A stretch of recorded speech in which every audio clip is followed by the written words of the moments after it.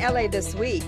City Controller Ron Galperin's latest report has good news and bad news regarding the city's finances. And you can check out all the details at home on your computer. I'm Gil Reyes with details next. I'm Anna Marcos. This college and career fair in Watts has job applicants looking for better and brighter futures. That's coming up.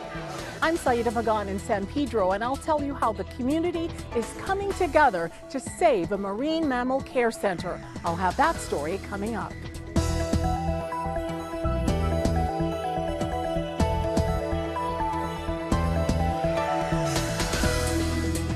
Hey everyone, I'm Saida Pagan. Here's what's happening in LA this week. LA Controller Ron Galperin recently released the city's annual financial report. The report shows high revenues, but also advises caution around expenses growth. LA This Week's Gil Reyes sat down with Controller Galperin to discuss these findings. LA City Controller Ron Galperin warns of rising costs the city is facing in a detailed report that's now available online. We have to make sure that we are not overcommitting ourselves, or what we will see is a cut in services, and nobody wants to see that. Controller Ron Galperin referring to the city's latest financial report for fiscal year 2019. The good news is city revenue is actually up from the previous year, up 13.7% to over $18 billion. The not so good news is that city expenses are also up 7.5% to over $15 billion. Controller Galperin is urging the city to rein in those costs, especially since it's unclear if the increased revenue from LA's airports and harbor will continue, given the coronavirus and trade war with China. Some of the spending the city should be cautious of include city employees' salaries, benefits, and retiree health care.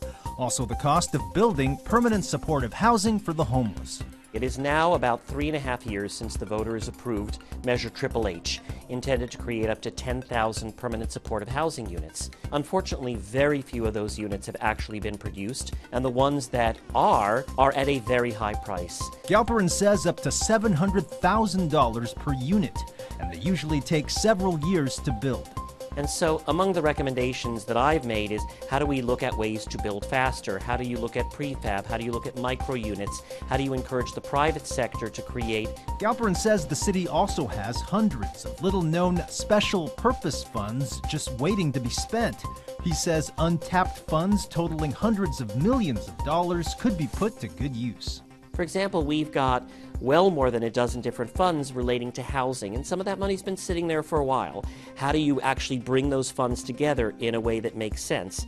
And how do you make sure that the rules that we had for those funds are not so restrictive as to make it nearly impossible to spend? As mentioned, you can find a lot of this in the Controller's annual report measuring the quality of city services. Other highlights include details on how 311 service calls increased, but wait times dropped. And over at our libraries, visitors may have decreased, but 1 million more materials were checked out. Check out the rest at lacontroller.org/CAFR 2019.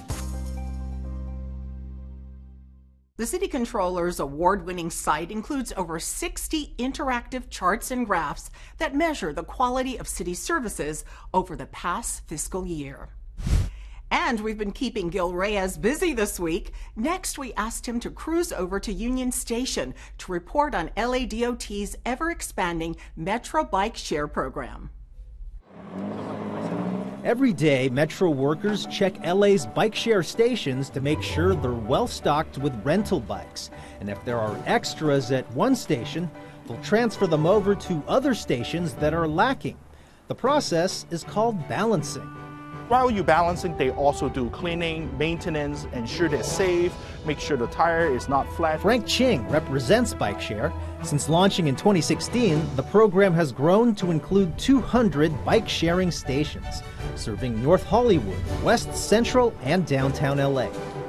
Metro Bike Share program has already generated over 1 million trips. That is equivalent to 5 times go around from the Earth to the Moon. A half-hour ride costs $1.75, but why take it when there are other options like Lime and Bird scooters? Well, besides exercise, Ching says bike share stations are conveniently placed near transit stops. so you can easily access bike, bus, and rail using one Metro tap card. Oh, it's great because I work at Caltrans here and I take the train at Union Station, so it's great to, for me to catch the bike anytime and, right from here to Union Station. It's a lot quicker. What do you think about bike share? It's great. I wish we had it way back, but I've been using it every day to commute from Union Station to work. And a major announcement by Metro. It's planning to expand its bike share program to also include Hollywood and Culver City. 12 to 15 new stations in each of those areas. Expect that within 3 to 4 months. With Hollywood and Culver City added, that's close to 3,000 Metro bikes in time for summer. And I hope everybody can enjoy it, and we'll continue to keep up the program. There are more than 93 Metro bike share stations throughout Los Angeles, and depending on the station where you rent your Metro bike, you have a choice of a smart bike, an electric bike, or a classic. LA City Hall opened its chambers and its bridge exhibition space to honor the contributions and legacy of Black comedians, past and present. The photo exhibit is part of the continuing celebration of African American Heritage Month.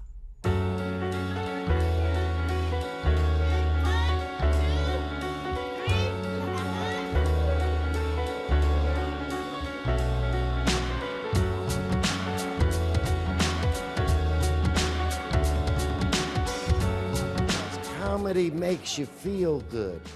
Comedy helps heal you. These are not my words. This is scientifically proven to be Speaking a of feeling fact. good, how long you think we're gonna be good? My knee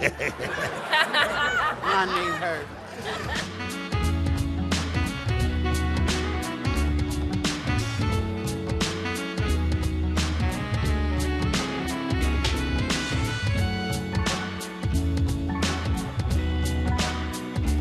Comedy saved my life. I used to be homeless down here. I first moved from Kansas City, Missouri. I didn't know nobody out here. So I was homeless right down here on 5th and Hill, man, for 3 months. And to turn back around and come back, 30-something years later, and to be in here with all you beautiful people. Some of y'all ugly, but you know it. I don't know why ugly people come out during the day, because, it's visually challenging is what I'm saying. I'm just super grateful for the opportunity to be standing here again, and I'm super grateful that you guys are listening. This is a chance for me to say something that could change someone's life, and I don't know what that is, but but I'm grateful to these council members that asked me to come in. I still live in South Central Los Angeles. I want to be a businesswoman in this city. I've already started by doing comedy and bringing joy, and I'd like to bring opportunity to the people, and not just to myself, but to everyone around me. And when I say that, I mean that. And I'm going to be presenting things to y'all. Basically, I'm here to just get the door open and get the ball rolling, because I'm buying these properties, so I don't have to pay that much taxes. And why y'all don't ever send birthday cards or thank you cards when I pay my taxes? Again, happy Black History Month 2020. Thank you for having us today. Elsewhere in Watts, it was all business. Anna Marcos was on hand for the LA Conservation Corps' annual College and Career Fair, where dozens of job seekers, new graduates, and local employers mixed and mingled, hoping to find their match. About 200 job seekers have made their way through this College and Career Fair in Watts, looking for a better and brighter future and hopefully higher paying jobs. The best way to alleviate poverty is a job. California Senator Holly Mitchell gives a thumbs up to the job-seeking effort as the crowd swarmed through. It seems a lot of residents are looking for jobs, especially in Watts. We deal with very, very difficult to employ subjects, such as those that were formerly incarcerated or long-term homeless. We help them understand how to fill out applications, how to prepare themselves for an interview. DeJuan Freeman just finished an apprenticeship. He's now looking for construction work. I'm here seeking employment to provide for my family, for the future. I have 3 children and stayed by myself. I'm a single dad. Was this intentional, wearing a vest? Yeah, I could start work today. And out here there's A lot of jobs, just hiring straight away, you know? I feel good that I'm gonna get something here. The job fair is a joint effort by the Watts Labor Community Action Committee, the WorkSource Center, and the LA Conservation Corps. We want to give these young people the opportunity to build their confidence so that they can go get a better job. I'm a job coordinator for WorkSource, so I'm here to look for jobs for my clients that I work with. It's hard to find jobs out here in Los Angeles because of many backgrounds. Like, they profile certain people because of the area that we're from. Just a couple years ago, 39% of the men between 15 and 30 were incarcerated in this community. There were another 25-30% that were simply unemployed. So when you get those two together, you've got over 60% unemployment rate within a 2-mile range. At this job fair, at least, there are jobs to be had. The LA Fire Department is on a recruiting spree, something it only does every 2 years. We tell people to get on a physical routine, to start going to the gym. They need to prepare themselves physically for the job, to get physically fit. That's going to be the hardest challenge. Every job does have its challenges. Here, at least, you get to pick those challenges, and there are plenty to choose from. And once the application and interview are in, the wait for that dream job really begins. LA Conservation Corps has been providing at-risk young adults and school-aged youth with opportunities for success since 1985. Well, it's a classic tale of a community rallying to help its neighbors, but these neighbors aren't what you might expect. I had the opportunity to visit the Marine Mammal Care Center in San Pedro to see how this important facility is fighting to stay afloat. These sea lions are among the fortunate. They were sick or injured when they were found along the California coast. Rescuers brought them here to the Marine Mammal Care Center, Los Angeles, located in San Pedro. We see a variety of medical problems, everything from malnutrition in a weanling animal to traumatic injuries. They could be shark bites, which would be natural, or gunshot wounds, which are definitely not natural. So we do our best to try to rehabilitate them. A lot of them wash up on the beaches. They're emaciated, they're dehydrated, some of them are injured or a little disoriented. But thanks to the medical personnel and countless volunteers, these marine mammals are on the road to recovery. They receive food, medicine, and tender care. The goal is to eventually return them to their natural habitat.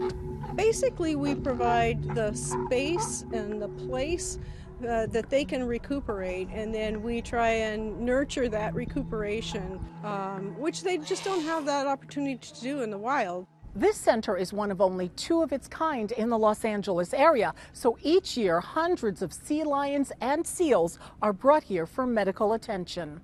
The Marine Mammal Care Center is run as a nonprofit organization. It is open to the public and docents conduct educational tours. But funds have been running low, and administrators say it's only because of a recent outpouring of support from the community that they've been able to raise $500,000. But that's only about half of what they need to continue providing services into next year. And you wouldn't believe how much of that $500,000 came from $5, $20, $100 donations. Many of those who also volunteer have made donations. Bill Marks is one of them. It makes us feel great. You know, you meet a lot of great people here. I love the animals, love being in the pens with them. Sue Longacre is also a big supporter of the center. She takes her family here every year. They're getting the stuff that they need here. They get food, they get their wounds taken care of, they have a place to live. Administrators say there are few other facilities able to provide the services currently available at the Marine Mammal Care Center, and so they're hoping that the community will come through and help them raise the funding they need to stay afloat. The LAFD Fast Response Vehicle Program gets an expansion. Mayor Garcetti signs a Green New Deal for LA, and City Attorney Feurer is making it safer to purchase prescriptions. All this next on City Beat. Mayor Eric Garcetti was joined by members of LA City Council to launch Executive Directive 25. LA's Green New Deal, leading by example. This initiative takes a more urgent stance on the fight against climate change. Los Angeles hopes to take charge by leading the way for a future for the planet. The UN in their studies have found that we have a maximum of 10 years to take dramatic action or we miss our opportunity to stop climate change. LA City Attorney Mike Fewer is working diligently at making the city safe for everyone. As part of that effort, his office has announced the shutdown of 4 stores and a permanent injunction against a family who are allegedly behind the sale of counterfeit and misbranded pharmaceuticals. City Attorney's Office has provided a website of 25 free and low-cost health clinics where the public can safely obtain their medicines. LA Fire Chief Ralph Terrazas, Mayor Eric Garcetti, and Councilwoman Monica Rodriguez have announced the expansion of LAFD's Fast Response Vehicle Program.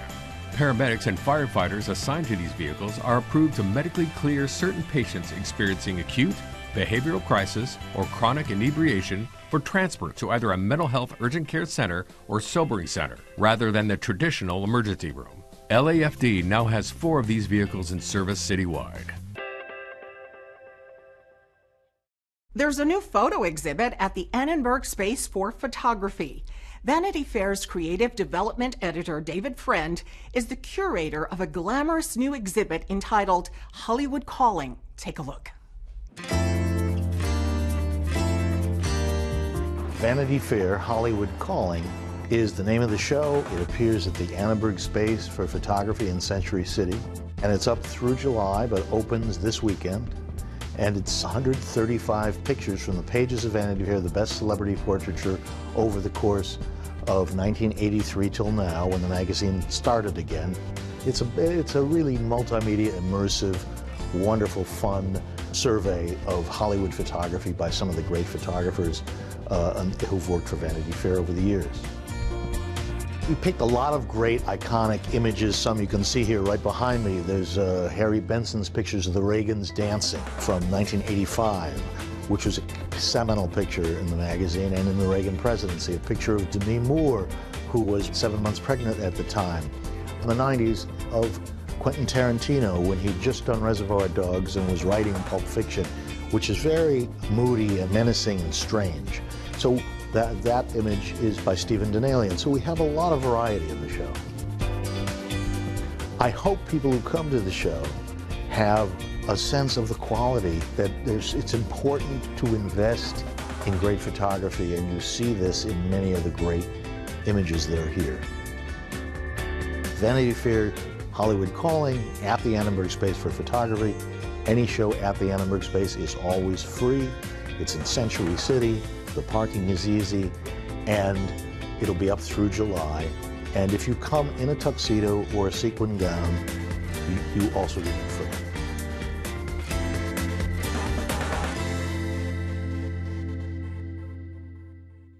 We go from the iconic nostalgia to the cutting-edge contemporary. It's prime season for art collectors, and their happy hunting ground is also one of the biggest art events of the year.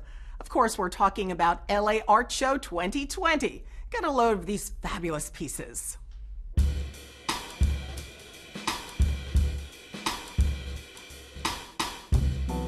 The LA Art Show 25th anniversary. It's at the LA Convention Center. 123 galleries from 22 different countries, as well as diverse art, which is bringing museums and nonprofits from all around the world. We've been coming here for about 3 years, and over these last 3 years, we've been collecting art and really enjoying the process. We've been inspired by the art that we hear. It's such a diversity that I think it's upped our game in art, and we have found whole art changing because of the art that we've been able to see. I was here last year as well with a different body of work, a precursor to this work, and it's being just loved. Really loved, and I've been asked a lot of questions, and I'm noticing that the viewers are relating. But here we have no labels, so it's very much that slow gaze, interpretation, and the chance to just settle up and hear the paintings. There's a nice vibe and kind of an interesting buzz. It seems like a lot of the attendees are enjoying themselves, and they're excited about what they're looking at. It's more LA based. These are all galleries that are within Los Angeles themselves. Yeah, sure, the artists are from different parts of the world, but everybody that's showcasing their work here today are individual LA galleries. So it's really LA owned. I think in 20 years from now, LA can really be one of, if not the most important, one of the top 3 in the world for art. We have the artists here, we're building the museums here, the collector base is growing here, so it's an amazing moment for Los Angeles. In 20 years from now, I think it will be an incredible moment. Check it out. If you're not an art lover already, it'll make you an art lover.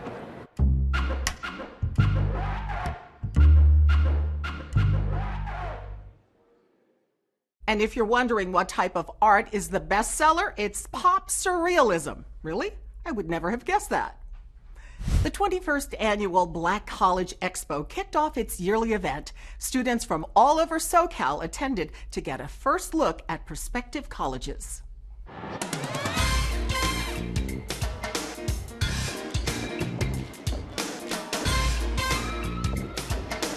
Well, for starters, I am a junior in high school, and I just really want to get out there and try and figure out what college is best for me, because I already have a goal in my mind. I want to be an athletic trainer, and that's just my #1 goal, and the Black Expo is really amazing in helping with that. This day is about bringing in the house of all the rich resources, sharing the history and legacy of HBCUs, having other universities share their university and their history, and as well as looking for diversity, and also bringing in resources, our Black history resources. You know, just information to inspire, empower, and motivate students to do their best, to be their best, and providing the access and the pathway really for them to get there. That's what today's all about. It was important for me to be here today because I'm a senior. I'm looking forward to going to college. So with the colleges here today, it was a great opportunity to get accepted on the spot and to get some scholarship money along with it. So now it's just a matter of deciding where I want to go. You get multiple perspectives, and you get to talk to people from the school, as well as meet new people and communicate with different businesses.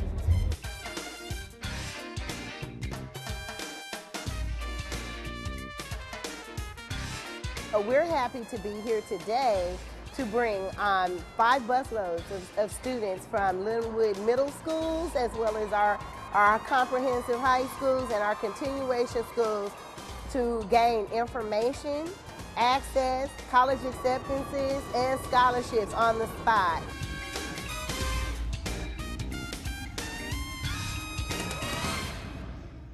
A new exhibit brings Japanese woodworking traditions to Hollywood. The Hida exhibit at the Japan House recognizes the region in Japan of the same name while celebrating a universal appreciation of fine craftsmanship.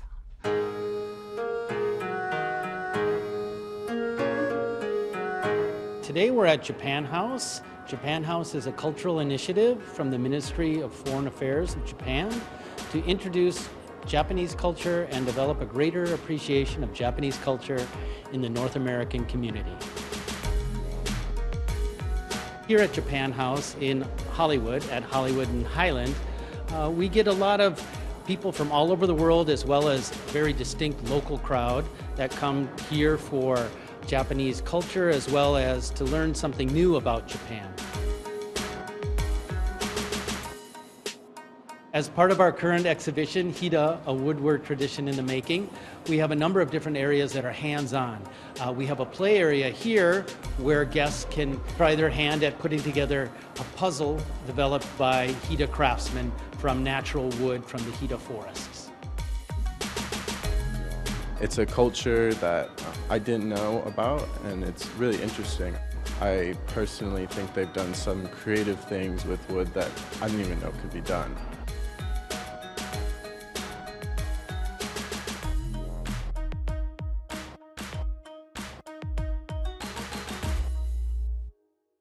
In an age of activism, it's easy to forget where the practice first took hold. But no institution in America has been at it longer than the NAACP. Its chapter president from the 15th District is Dr. Cheyenne Bryant. LA This Week's Umaima Rashid was able to sit down with Dr. Bryant to discuss how the needs of the underrepresented have changed and how the NAACP has evolved to meet these new challenges. Today we're here with the lovely Dr. Cheyenne Bryant, psychology expert, community activist, and president of the NAACP chapter out of Council District 15. Welcome, Dr. Bryant. Thank you for having me. Of course. Now, most people are familiar with the history of the NAACP as the nation's premier civil rights agency, but can you explain more about the mission and why this organization is still relevant given the progress that we made in the last century? We have been around since 1909. We are the oldest and the biggest civil rights organization, not in the nation, but in the world. Our mission is to secure, the political, the educational, the social, and the economical spaces in order for us to be able to eliminate the race-based discrimination so that everyone can have equal health care, so we all can have the right, portion of justice and representation so that our votes can be respected and they can be heard. And, the thing is, I always say you either got to have a seat at the table or a voice at the door. You may not be at the table, but be at the door and have a voice. We had Martin Luther King, who was a member and a freedom fighter, a part of our organization. The list goes on and on and on as far as the individuals who are just game changers, who are part of our organization, who were the pioneers to show us a lot of the blueprint that me, myself, and the rest of our members and our presidents and NAACP are adding on top of that foundation. I know that your passion is around, the work you do in psychology and around mental health. So can you talk about how the mental health work that you do contributes to the work that you do with the NAACP in that heart space? I've always studied people, and I always had a really deep yearning, seekingness of understanding why people do what they do. And then as I start to understand why they do what they do and where the trauma comes from and the impact that trauma has on people, again, I became more eager. And I said, well, if I can understand the trauma and I can understand the impact, then I can try to figure out a resolution. And if I can't resolve, of course, the impact of the trauma, then maybe I can help individuals learn how to cope.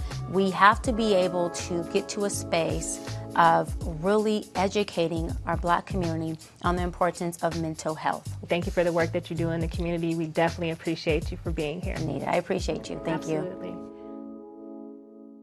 The Abilities Expo delivers the latest in independence tech. Celebrate African American Heritage Month at a cultural festival, or enjoy a reading of love poems in Espanol. All this in Things to Do. Abilities Expo 2020 is taking over West Hall A at the LA Convention Center, and you are invited. Abilities Expo is the nation's leading event for people with disabilities, their families, caregivers, and healthcare professionals. Discover the latest life-enhancing products and services and learn from free workshops. You'll also find the tools you need to increase your independence and fun. Abilities Expo 2020 happens February 21st through 23rd. For details, visit abilities.com. The Pan-African Film and Arts Festival turns 28. Since 1992, this LA-based Afrocentric festival has showcased over 150 new films and over 100 fine artists and unique craft persons, all showcasing the diversity and complexity of people of African descent. Don't miss the 28th Annual Pan-African Film and Arts Festival, happening February 11th through the 23rd. For information, visit paff.org. La Palabra invites the community to share its love of poems. Come out to Avenue 50 Studio and enjoy poetry through an open mic series, followed by a featured poet. La Palabra has been taking place since 2001.